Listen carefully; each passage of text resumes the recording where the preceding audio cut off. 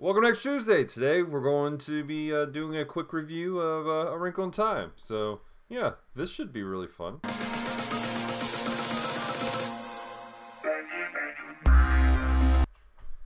Alright, what's going on, Devoted Geeks? This is Dallas here with Geek Devotions, show from Comm Talk Geeks, devoted to let people know that they are loved. I'm so glad that you hit the play button. Obviously, I'm Dallas, and this is Celeste. And we're really glad to have you guys here with us today. We're going to be doing this extra Tuesday live, and we're doing it a little differently. We have one monitor today, so we're trying to do things a little weird. So if you're talking to us in the chat, we're going to be monitoring it from our phone instead of on the normal thing. Because again, I only have one monitor today, so it's a thing. So if you jump in and join us, hey, just let us know what you think, and let us know if you can hear us. That's kind of a big thing for us, is you guys be able to hear us. I'm pretty sure you can, but just in case, let me know. So, all that said, guys, today we are talking about A Wrinkle in Time, which Celeste and I just came back from seeing, and so it's fresh in our minds. It is very fresh in our minds, and so we're just kind of curious as to what you guys' thoughts were and all that good stuff. So Celeste, what were your expectations going into the movie? Because you're a little more excited about this kind of movie than I was. Yes, because it was based off of a book, which we got noise. We got noise. It's based off of a book, which is always a draw for me. Mm-hmm. Even if, it's sad because they're never as good as the book. Right. But I actually have not read the book. Oh, really? I thought I remembered this in the middle of the movie, what was happening. I've been trying to figure out why I had never read the book. Hello, Galactic Genesis. What's up, dude? It is 11:09 where he is. Oh, cool. It's 10:09 for us right now, bro. You're up late, cousin. Yes. So, but what had happened is that we had a I don't know what you would call it, but a study guide, I guess. Yes. For the book, and because I was homeschooled. And so that was supposed to be my literature for some point in time, and then the book we had the guide, but we didn't have the book. Right. So this is why I was like, oh yeah, I've read that, and then I was like, wait, I haven't read that. I don't know what's happening. I don't know what. Don't know what's going on. Confusion was happening. So, but I thoroughly enjoyed it. I haven't read the book, so I can't say if it fits the story of the book. Someone who was sitting beside us went, well, it was different than the book. And They were bitter? I wanted to go, honey, welcome to my world. Right. Did you see how bitter they were about it, though? They were angry. Multiple times said it. Poor baby. Oh, man, that's wild. So, not as bad as that poor kid's disappointment when he realized that one preview was not for Wonder Woman, but it was for Mary Poppins. I was like, it's just a different kind of Wonder Woman. Right. So, crazy stuff. All right, so I didn't really have expectations going into it because I didn't know anything about it. I never answered the question, did I? Yeah, you did. What were your expectations? My expectations were not high because everyone has been dogging this movie. Like, I originally had really good expectations. I was like, yes, this is going to be good. This is going to be fun. Mm-hmm. And then everyone decided they hated it. And I was like, oh, but I wanted to watch that. Mm-hmm. But it looked good. It did look good. It looked like a good movie. And so I was kind of conflicted. It was one of those things of I almost didn't want to go tonight because everyone was dogging it so hard. Horrifically dogging it. But, okay. I think that, I can see why though, but I think that they went in with the wrong mindset. I think people were going in looking for, like, the next great movie that, everyone across the board is going to watch and all sorts of stuff, and I feel like it's because we're living in a culture right now where we have so many great movies coming out. Mm-hmm. And you and I were talking about it, this kind of reminds you of the back in the 90s when they had the Wonderful World of Disney. Yes. Like, it was like Friday nights and they play like it's some sort of Disney movie or something like that. And so that's really what this movie felt like. Like, this was like, we should be watching this on a Friday night at home. They would play the old school Parent Trap or the old school Freaky Friday. Yeah. Or 101 Dalmatians. Mm-hmm. With the live people. But they played other things. Like, they played this one movie, I remember, and it was it's about a cyborg. Like, this guy had created a cyborg, and programmed him, but it became his son in a sense. And so I think that's the computer that wore tennis shoes. Yeah, that was it. That's an old Disney movie. Yeah. That one, there was, I think The $1 Million Duck was a Disney. I have no idea what you're talking about. Oh my gosh, we have to find that movie so we can watch it. This guy creates he's a scientist and he's trying to test something, and his wife makes him applesauce. Well, the fan's going and the cookbook flips, and so God only knows what she just put into this applesauce. Like, there's mustard in it, there's peel, there's all kinds of stuff, and their son has a pet duck. A pet duck. And seems fair. The pet duck eats, they weren't too happy about the pet duck. Oh no. But the duck eats the applesauce. And all of a sudden, when he lays an egg, you crack it, the yolk is gold. Wow. And so it's all about them selling these gold eggs. So it was a really good movie. What's Galactic saying? He says, I swear there was another movie for Wrinkle in Time that came out. Do y'all know about that? I was looking that up on IMDb. I'm going to Google it and I think it was like 2008. I didn't know that was there. I didn't know it was a thing until we were trying to figure out who Miss Who was. I was really asking. No, it was Miss Who. So I appreciated the names. Right. Because again, haven't read the books. Yeah, so 2003. 2003. Yeah, Wrinkle in Time, 2003. Made for TV? It says TV PG. Yeah, true story. Katie Stewart, David Dorfman. Gregory Smith. I don't know who Gregory Smith is. I've seen him in a few things. Is he one of the 3 British actors? No, he's not. Okay. So, but anyways, so back to the Wrinkle Time. Yes. So, but yeah, I feel like people went in there with the wrong intention. You don't need to go to this movie thinking this is going to be some major blockbuster. This is a wonderful Walt Disney film. It's a Saturday morning film. Or like the good family. Hey, we're all getting together, watching a movie together as a family. Yeah. On like Saturday night, Friday night thing. Yeah. And so it's a good family movie. Mm-hmm. So I know some people were freaking out because apparently they've changed some of the things from the book that they felt were pretty crucial. Yeah. But I mean, they changed some of the more religious things apparently. Mm-hmm. But you have to keep in mind that these people aren't Christians. Yeah. So it's non-Christians making a movie. They're not going to put stuff in there they don't relate to. Yeah, pretty much. Unfortunately. But overall, it wasn't a bad movie. It was pretty good. I would say that like by the end of the film, you're like, it makes you like appreciate your spouse a lot more. Yeah. And you're gonna call your mom and your dad up, be like, oh, I love you.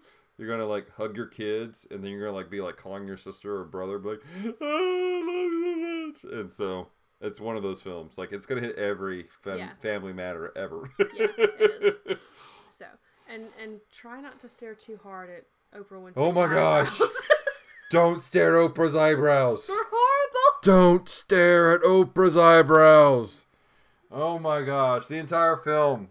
That's all you watched. You're like. While she was on screen, you're like, what are they now? Because I don't know if anyone's seen the promos, but they were jewels. And so, it was a little weird. It was like this. It was like.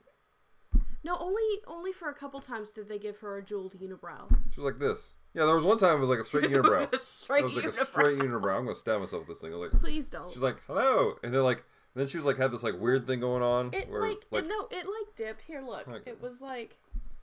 This is gonna be a screenshot and be weird. Yeah. You're in my eye. Oh God. I'm Oprah Winfrey. That's how it was in the film. Except then it also went like down here. Yeah, this is weird. It's like, here, let me see this. There's like this weird like thing going on here. This is Oprah Winfrey throughout the entire film. It was very artistic. It was like what you would expect to see on Vogue's runway. Vogue. Not A Wrinkle in Time, Disney. You are not Vogue. Don't do it. This is why this is an uncut episode. We apologize if we've hurt anyone's feelings. If you have jewels for eyebrows, I'm sure they're lovely. but Oprah's was not.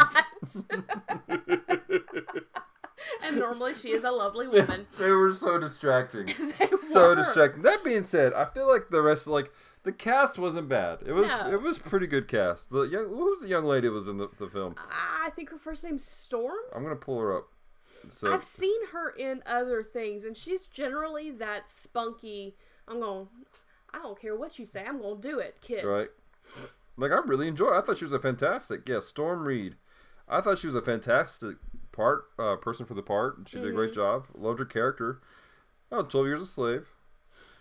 Let's see here. Who else what has she been in? She's been in 20 things. 20. Wow, she's young already. All right. She was in a Jay-Z video. Oh, that's interesting. Killing Winston Jones. I don't know what that's all about. I've seen this girl before. Slight. Nope. Chicago. Nope. I don't know where I've seen her. Maybe I've just seen her on TV. Stop scrolling so fast. Nope. 12 Years a Slave, Adam Damon's House Party, Spirit Game. I've not watched anything she's in. But I've seen her. Yeah, I've seen her somewhere. But I thought she did great for this. She's 14 years old, and as a 14-year-old, she did a fantastic job. She carried the movie. Oh, yeah. We were actually talking about it because Chris Pine is the dad, and he's a very good actor. He handles parts well, and he managed to not overtake her. Mm-hmm. Like, I don't know if that speaks to how good of an actor he is with other people, or if that speaks to how good of an actor she is. I think it's a little bit of both. I think it's a little bit of both. Again, I was very impressed with her. The boy, Levi Miller, wasn't bad. Of course, they didn't give him a lot to work with either. They didn't. He was kind of awkward. He was 6. No. The not boyfriend. The not boy. Oh, yes, because this is a Saturday morning movie, so it was a not boyfriend. Yeah. Because we're too young for boyfriends. Exactly. I actually was really kind of scared at the end they were going to have them kiss. Yeah. And I was like, don't do it. Don't do it. It doesn't fit the movie. It doesn't fit the movie. It doesn't add to the movie at all. So I thought the film was good. It was fun. It was great for families. It was great for I want to say young kids. We had some people with babies in there, and I didn't think that was really necessary. The babies were all behaved. They were all probably just knocked out and asleep. But that being said, although there was a couple times in the really intense stuff that I heard a baby crying, but I'm not sure if that was the movie or if there was actually a baby crying. No, I think there's an actual child in the room crying. Okay. But it didn't hurt because it kind of added to the confusion because it was only during the really loud, confusing, really loud, really scary parts. So it was like the sections where you're supposed to be freaking out, hearing a kid crying. It's not going to be that big of a deal. Yeah, exactly. So, but yeah, I'd say it's good for families. Don't go in there expecting the next big blockbuster. This is a Wonderful World of Disney type of film. And you know what? I don't think there was any language. I don't remember hearing any language. I don't remember hearing it. Don't quote us on that because we could be wrong. Yeah. But because we weren't necessarily looking out for that. But I don't remember. If there is anything, it's very mild. Yeah, I thought it was good. It was a lot of fun. Yeah, we had fun. So go watch it if you happen to have some time to kill. It's worth it on a Tuesday night when it's like $5 for a ticket. $6. They went up. Oh, $6 for a ticket. Maybe take not a young kid, but a kid with you. Great message, positive message about, just kind of being, doing the right thing and being a decent human being type of message. There was one line in there that I really loved, and it said, "We can't be proud of our talents, but we can be proud on how we use them." Yeah. That was really good. So again, it was just a good movie. What's he saying? He says, "Did you see any Bible-based morals in the movie? / did you realize where they took out things that were from Christianity?" Because I didn't know where things were that had been in Christianity, I didn't notice anything that had been taken out because I don't know what had been taken out. Yeah, well, none of us actually read the book. I don't think there was anything explicitly like anti-Christian in it. Maybe some imagery from one of the misses was kind of Hindu-ish, but overall it wasn't bad. Spiritual, there were some cool spiritual themes, a lot of stuff about identity involved. Yes. And, which you can check out because I'm writing Bible study on it for Geeks Under Grace. Yes. So you can download that and watch the movie and then read the Bible study and then let me know what you think. Yeah. And that's going to be going up hopefully within the next week or so. She's writing it tomorrow morning and sending it to our editors, and I'm doing artwork. Don't use Oprah Winfrey's eyebrows. That's going to be the artwork. Oprah Winfrey, just the eyebrows. Bam! The eyebrows. Just the eyebrow. There's a different eyebrow for every world. When Oprah Winfrey's eyebrow is a character. Oh my God.